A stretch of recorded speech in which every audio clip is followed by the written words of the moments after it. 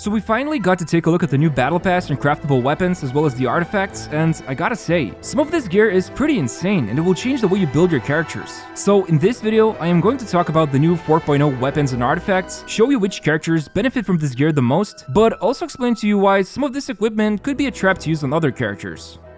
So let's start with the craftable weapons. The new Finale of the Deep Sword is looking great so far. High base attack, attack percent substat, and the passive provides additional 12% attack increase after using the elemental skill. Now before I talk about the numbers, what we're looking at here is an unrefined version of it, but if it follows the usual trend of refinements, the numbers at R5 should be doubled here, and in this video I will always refer to doubled numbers or effects unless I mention otherwise. So 24% extra attack from this R5 sword after using skill is great, but then we also have a new effect called Bond of Life, which also triggers after using the skill. Now, this is a cool mechanic because basically it reserves 25% of the user's max HP, and anytime you heal, instead of them receiving the healing, that amount gets reduced from Bond of Life. And once you fully out-heal Bond of Life, it disappears. And the character then gains an additional effect, which in this case, up to 4.8% of the Bond of Life's health is converted to additional attack. So as an example, my Keqing has 20,589 health, and this would result in 247 attack bonus. It's an interesting effect, and for characters like Keqing, Alhaitham, Kaya, and Ayato, this looks like a really nice free-to-play option. But what really got me excited is Flowing Purity. It's no secret catalysts who are on-field damage dealers are lacking good free-to-play options. So getting a huge base attack and 27.6 attack substat is already a good start. But then, after using a skill, the user gains 16% all elemental damage bonus. But if that's not enough, there's the Bond of Life as well. And realistically, you can expect to see at least 12% extra elemental damage. But with some beefier catalyst users, it could go up from 20 to 24%, which is pretty amazing. So even if we're being conservative here, 28% elemental damage with a good chunk of attack coming from this catalyst is going to do wonders for characters like Ningguang and Yanfei with Klee if you don't have Dodoko Tails. So this is a really good free-to-play option, and I expect a lot of free-to-play players will craft it. Now before we talk about other craftable weapons, a quick word from today's sponsor.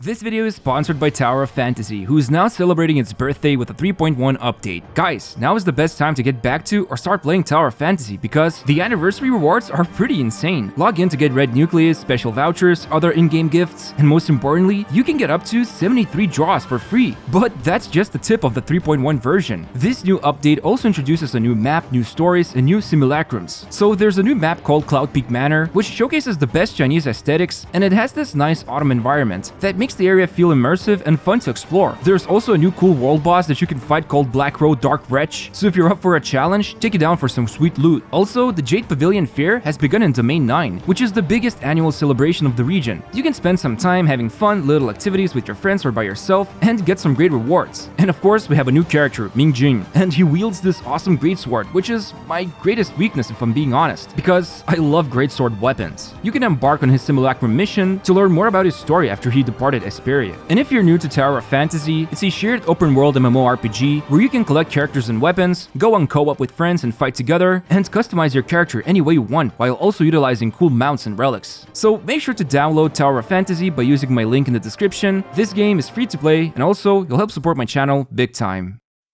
So similar to this catalyst, the new Tidal Shadow Claymore is also an amazing attack stat stick. The only caveat here is that the wielder does need to get healed, but if that happens, you can expect to see up to 89% attack increase, assuming the weapon is fully refined. This is just a good general use claymore that outshines other craftables, and characters like Beidou, Diluc, Chongyun will love it. However, when there's good, there's bad. I'm honestly not sure who can use this new rightful reward polearm. Maybe Toma, but then again, Kitane Crossbear is not that far from it when it comes to energy regen, and if you already have it, I wouldn't dump the resources to R5 this one. Obviously, in Burgeon teams, Toma's best option is Favonius, but it's a gacha weapon, and if you don't have Kitane, then perhaps this is a more simple polearm to go for, but keep in mind, he will need a healer to trigger the energy passive. And when it comes to the last craftable, Song of Stillness offers solid attack stats, and when the user gets healed, they deal 32% more damage. One character who immediately comes to mind here is Fischl. This is a great free-to-play option for her, and that's not the only thing that will make her powerful in 4.0. Finally, we also have a new fishing reward, and I'm not sure how many of you managed to R5 the catch, which is like one of the best free-to-play weapons for Xiangling and Raiden,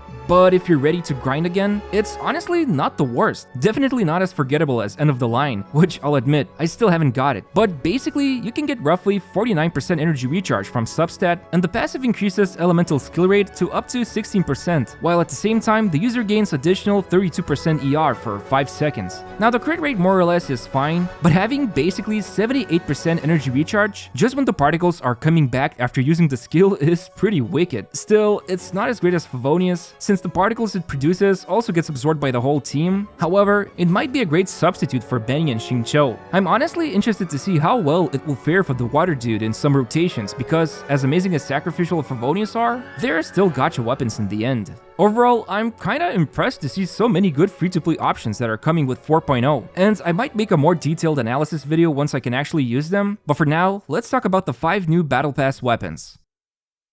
So for $10 a pop, are the new Battle Pass weapons even worth it? Well, starting with the Ballad of the Fjords, you get 510 attack and 27.6% crit rate, which is 9.2% less than Deathmatch. However, the passive is miles ahead of Deathmatch for some characters. So if you have 3 different elemental type teammates, the user gains 120 elemental mastery, and at final refinement, it's going to be 240. Now, I immediately can hear Sino players saying in the back, "This is for me?" Yes, you're absolutely right. This is probably one of the best 4-star polearms in the entire game for our pun-obsessed policemen, and in fact, it's also going to be amazing for Hu Tao, especially in viridescent teams with an animal. I just hope this different elemental type requirement counts the actual user, just like with Gilded Dreams. But regardless, this is a mighty fine weapon that Sino, Hu Tao, and to some extent Rosaria will love it, assuming she's in a reverse meld team comp with an animal teammate. Even Xiang Ling might find use for this weapon if you can fix her energy issues with artifacts and teammates. But here's where you can spend those $10 somewhere else instead. The new Talking Stick Claymore is probably one of the biggest jokes I've seen. Not only is it way worse than Serpent Spine, the conditions to trigger the passive are hard to pull off, and the only reason I can think of this being somewhat worth it would be the future characters. But honestly, I have no idea who can benefit from this Claymore at the current time. Just skip it and pretend it doesn't exist for now, or at least wait until the actual new Claymore users come out who can utilize this weapon.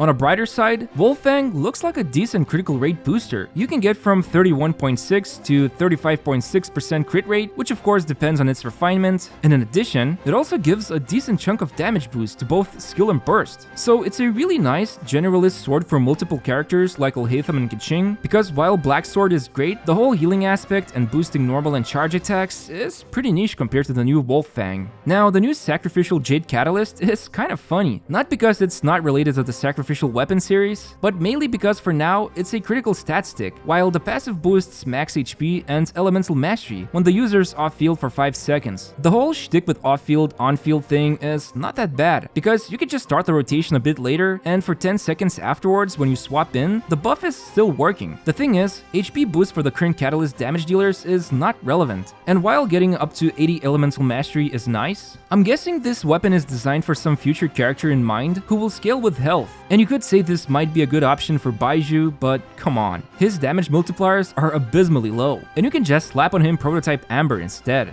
And finally, there's Scion of the Blazing Sun Bow, and it's all about boosting charge attack damage. But honestly, there are free options out there like Hamayumi and Prototype Crescent, so unless you fully refine this new weapon, I would say $50 is definitely steep to get some damage improvement.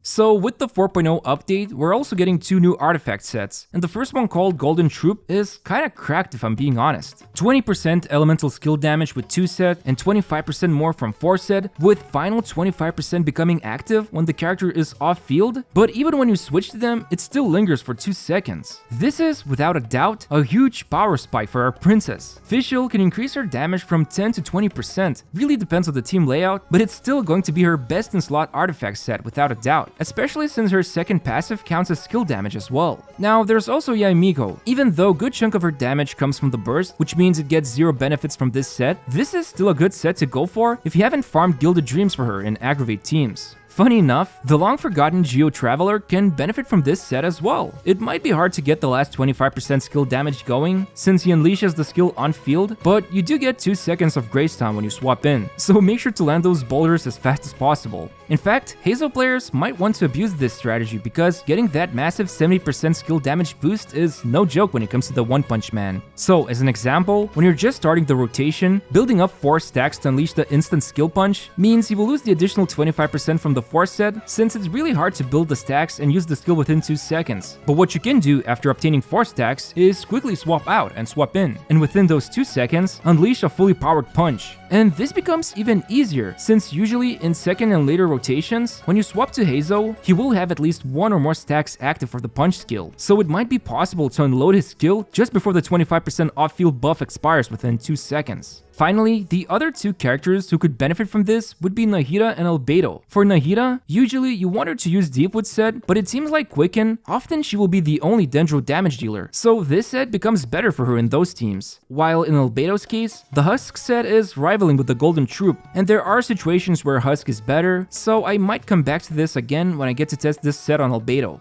Now, the second set is quite honestly an enigma to me, and it's called Marechaussee Hunter. And I'm like, oui, je m'appelle Gacha Gamer. But aside from me suffering trying to talk in French, what is this baguette set all about? Well, the 2 set is a decent normal and charge attack booster, gives 15%, nothing groundbreaking. But the 4 set though, when the character's current HP increases or decreases, so like when they get healed, damaged, if they lose HP, they will gain 12% critical rate for 5 seconds. And this can happen up to 3 times. Now, 36% critical rate is pretty insane. It's like getting 9 god rolls on critical substat, so it's a massive boost to any damage dealer. But pulling this off is another story. Obviously, the first one that comes to mind is Xiao. He can consistently reduce his health with the burst, and while the Vermilion set is also super good on him, this new set might compete with it, especially if you haven't farmed Vermilion yet. But losing out on attack that Vermilion offers means the build becomes more niche, since then Xiao will need Benny Boy and crit damage weapons or stats to make up for it. Still, it's a really good set for him.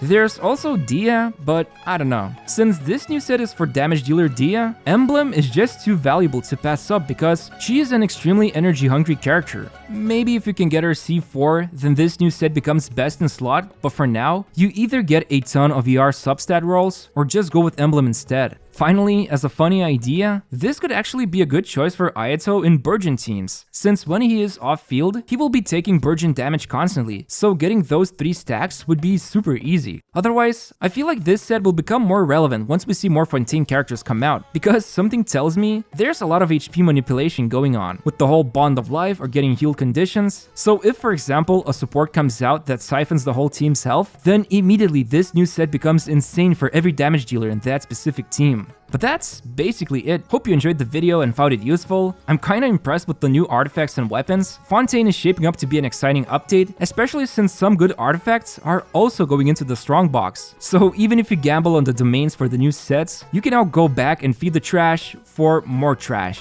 Nah, I'm just kidding. Hope you get the best artifact rolls, and I also hope you will press the like button and subscribe to my channel. Thanks for watching, and see you next time.